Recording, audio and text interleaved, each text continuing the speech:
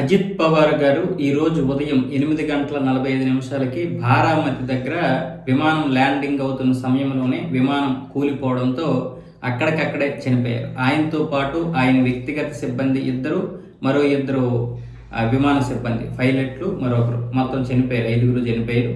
ఈ విషయంలో ఇప్పుడు అక్కడికి దేవేంద్ర ఫడ్నవీస్ అయితే చేరుకున్నారు. ఆయనకి నరేంద్ర మోదీ గారు అలాగే అమిత్ షా గారు ఇద్దరూ కూడా ఫోన్ చేసి మాట్లాడడం జరిగింది. దీని విషయంలో దిగ్భ్రాంతి వ్యక్తం చేశారు. అవసరమైనటువంటి సహాయక చర్యలు అన్ని వెంటనే చేయమని కూడా నరేంద్ర మోదీ గారు అయితే చెప్పడం జరిగింది. అయితే ఇది ఎందుకు జరిగింది, ఎలా జరిగింది, ఎంక్వైరీ అయితే స్టార్ట్ అవుతుంది.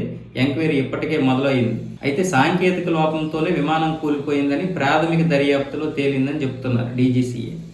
కానీ ఇంకా ఏమైనా కారణాలు ఏమైనా ఉన్నాయా, ఉండొచ్చా?